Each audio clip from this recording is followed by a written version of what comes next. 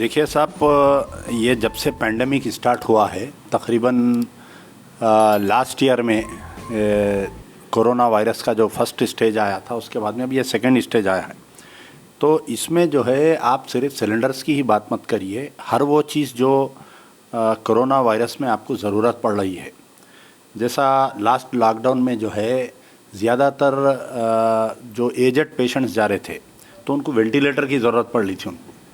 तो ना तो हमको वेंटिलेटर्स मिल रहे थे, ना गवर्नमेंट हॉस्पिटल्स में कोई बेड्स मिल रहे थे, ना तो दवा मिल रही थी। तो इसकी तरफ से जो है हम कई लोगों को बचा सकते थे जिनको हम खो दिए। खैर, मौत और हयात तो अल्लाह के हाथ है, लेकिन दुनियावी हिसाब से हमको जो है कोशिश करनी चाहिए। कई लोगों को हम खो दिए।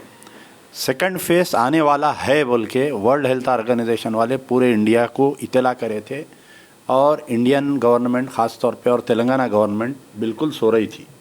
सेकंड पेंडेमिक स्टार्ट होने के 17 दिन तक चीफ मिनिस्टर साहब और उनके बेटे दोनों फार्म हाउस पे आराम कर रहे थे। कोरोना वायरस से लड़ने के बजाय ये लोग आपस में टीआरएस में लड़ाई शुरू कर दिए।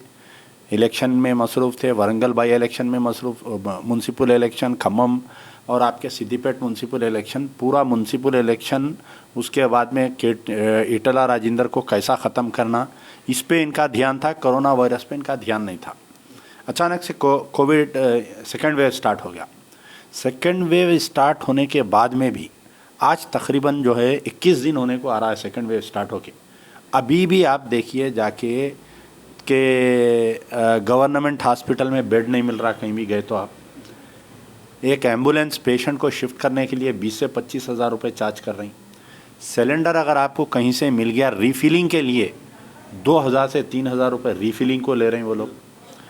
तो ये जो दवाओं की बात है उसका शॉर्टेज और उसकी ब्लैक मार्केटिंग इतनी हो रही कि एक इंजेक्शन का जो पैकेज है 6 का, जो एक्चुअल रेट है उसका 24,000 से 25,000 कुछ रेट है, उसको जो है एक इंजेक्शन को, एक सिरिंज को, यानी 6 का रेट 25-30 हज़ार रुपये है, एक इंजेक्शन 50-60 हज़ार रुपये में लोग लेने पे मजबूर हो रहे हैं, ख़रीदने पे। ब्लैक मार्केटिंग को खुला छूट दे दिए। कॉरपोरेट हॉस्पिटल्स की जो लूट चल रही थी, लास्ट टाइम हम ही थे जो हाई कोर्ट का दरवाज़ा खटखटाए थे। गवर्नमेंट का जियो निकला था कि उसके रेट्स प्रिस्क्राइब हुए थे। आप बताइए लास्ट टाइम जो है कोई भी एक हॉस्पिटल वालों के ऊपर गवर्नमेंट एक्शन ली क्या? डायग्नोस्टिक सेंटर्स का मामूली सी अगर कोई एक कोविड सस्पेक्ट पेशेंट है, उसको जो है कोविड में आपके ये जो आरटीपी कोविड टेस्ट कराए तो उसमें हाफ एन आवर में अगर नहीं निकल रहा, आरटीपीसीआर करा रहा तो उसमें भी उन्हें नॉर्मल आ रहा, लेकिन सिम्टम्स है खांसी बुखार उसको कंटिन्यू चल रहा, तो डॉक्टर्स जो है उसके लिए D dimer test, blood test का वो लिखते और आपके उसको HRCT करवाओ बोलते। आप बताइए कौन से गवर्नमेंट हॉस्पिटल में या मेडिकल सेंटर में गवर्नमेंट के या पब्लिक हेल्थ पोस्ट में ये ब्लड टेस्ट का इंतज़ाम है? बताइए आप you have to depend upon private diagnostic centre जैसा विजय है, साई है, उस पर। तो ब्लड टेस्ट की रिपोर्ट के लिए 3,000 रुपये, खाली वो एक डी डाइमर कराने के लिए 3,000 रुपये, HRCT कराने के लिए जो है कम से कम 5,000 रुपये। तो नहीं यहीं मर जा रहा। आप कोरोना से क्या लड़ते बताइए? आप गरीब लोग हैं, जिसका ने पैसा है। ऊपर से हमारे चीफ मिनिस्टर साहब एक बयान दिए कैबिनेट मीटिंग के बाद में कि अपनी भी पीठ थपथपा लिए और पूरे डिपार्टमेंट की पीठ थपथपा लिए कि बाहर से लोग आके यहाँ पर इलाज करा रहे हैं। तो आप बताइए कि वोट लेंगे तेलंगाना वालों का, खिदमत करेंगे बाहर वालों की आप। तो इसमें जो है बहुत ही टोटली फेलियर है। आप दूसरे स्टेट के गवर्नमेंट्स को आप जाके देखिए, डेली एक प्रेस ब्रीफिंग होती है एक हेल्थ मिनिस्टर की तरफ से या नहीं तो CM पेशी की तरफ से। यहाँ पर आपका ने कोई प्रेस ब्रीफिंग नहीं है, खाली उन्होंने एक ट्वीट कर देते आज इतने केसेस हो गए, उस पर आप यकीन कर लो। फिर दूसरी चीज़ जो है कि आज की तारीख तक भी गवर्नमेंट का कोई वेबसाइट नहीं है। जैसा आप देखिए लॉ सेट के लिए या आप नीट के लिए जो काउंसलिंग होती तो पूरा बोर्ड रहता है बड़ा, कौन से मेडिकल कॉलेज में कितने सीट्स खाली है, तो कौन से गवर्नमेंट हॉस्पिटल में कितने बेड्स का अवेलेबल है, नॉन आपके वेंटिलेटर बेड है, विथ वेंटिलेटर है, आम बेड है, ऐसा गवर्नमेंट हॉस्पिटल का आज की तारीख तक भी कोई डेटा नहीं है। प्राइवेट हॉस्पिटल में कितने बेड खाली है उसका भी डेटा नहीं है। 2 रोज़ पहले हाई कोर्ट जो है इतनी सख्ती बरतते हुए फिर से दोबारा खाली है कारपोरेट हॉस्पिटल्स के ऊपर एक निगाह लगाओ बोल के बोला। आज 2 दिन हो गया, आज की तारीख तक भी कुछ नहीं हो रहा है। तो बस हुकूमत ऐसा है कि चीफ मिनिस्टर साहब बिल्कुल छोड़ दिए आवाम को मरने पे, ऊपर से टेस्टा नहीं कर रही।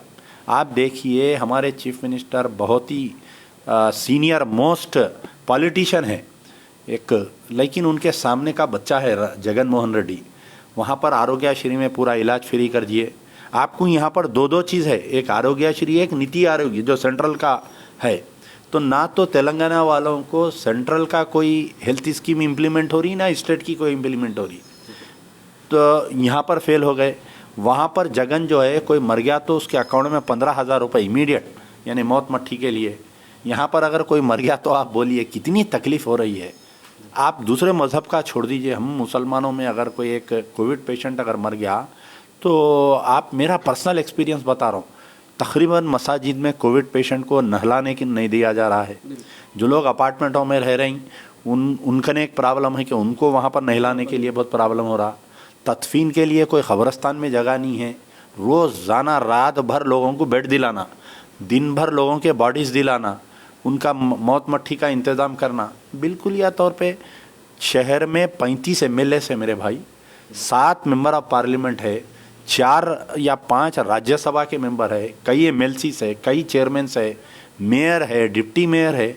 आप बताइए पूरे वो जैसा गधे के सर पे से सिंगा गायब होते वैसा पूरे गायब है।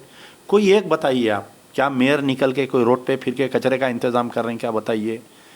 हेल्थ मिनिस्टर नहीं है, हेल्थ बॉडी जो है हेडलेस बॉडी हो गई। किससे जाके बात करना आप बताइए, किसको रिप्रेजेंटेशन देना बताइए आप। एक चीफ सेक्रेटरी साहब आते, एक दौरा करते, एक फ़ोटो डाल देते, एक प्रिंसिपल सेक्रेटरी MNUD आते, कहाँ तो भी दौरा करते, उन्होंने खाली ये ट्वीट पे फ़ोटो आ जा रहा कि भाई इनू गए ऐसा करे। तो टोटली तौर पर फेल हो चुकी है। वो तो अच्छा हुआ कि कुछ तंजीमें निकल कर रोड पे काम किए, अभी भी कुछ तंजीमें निकल के रोड पे काम कर रहे हैं, और सिर्फ अल्लाह के भरोसे तेलंगाना है और उससे हटके कुछ नहीं। ये जो 5 घंटे की जो कर्फ्यू के लिए छूट दी गई है उसमें भी जो पुलिस वाले जो है चालान कर रहे हैं। देखिए आप शुरू दिन से आप लास्ट टाइम जो है जो पुलिस का जुल्म था, मेरे जेब में दवा के लिए पैसे नहीं है, मैं मेरे बाप को दवाखाने में रख के गली गली दर दर भटक रहा हूँ। मैं, मेरे जवान बच्चे हॉस्पिटल में हैं, बाप जो है रोडों पे भीख मांग रहा, ढूंढ रहा दवाओं के लिए, दवाखाने के लिए। एक माँ जो है ऑटो में बैठ के अपने पर्दे का, उन्हें उसको अपने पर्दे का तक वो नहीं है, लेकिन निकल गई रोड पे अपने शौहर को बचाने के लिए, औलाद को बचाने के लिए, अपनी बेटे को बचाने के लिए।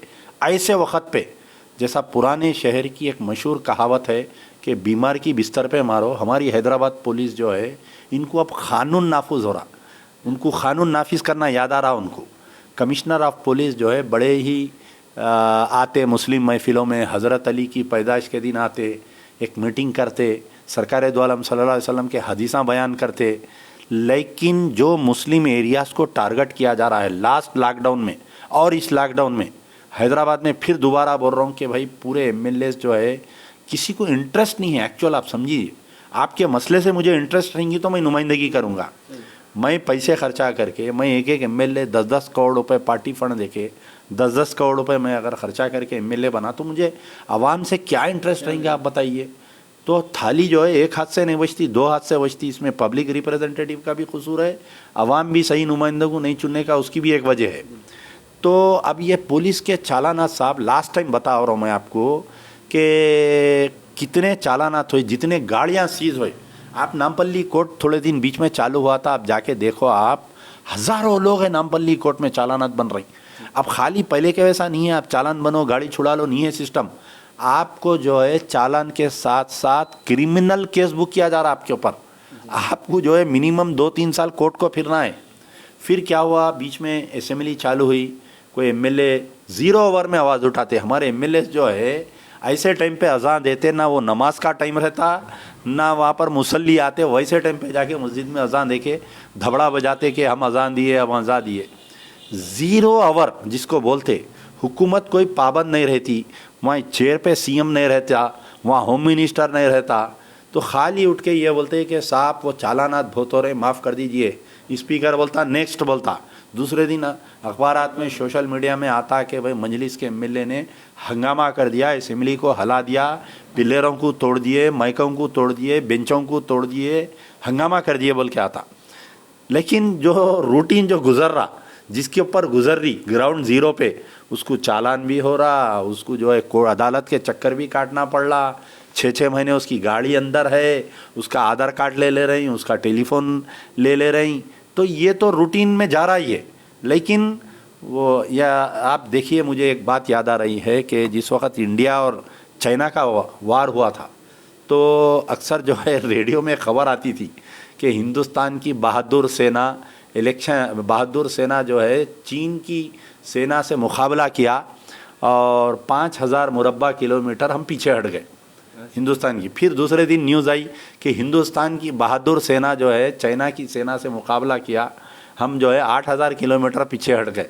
फिर तीसरे दिन न्यूज़ आई कि हिंदुस्तान की बहादुर सेना चीन की सेना से मुकाबला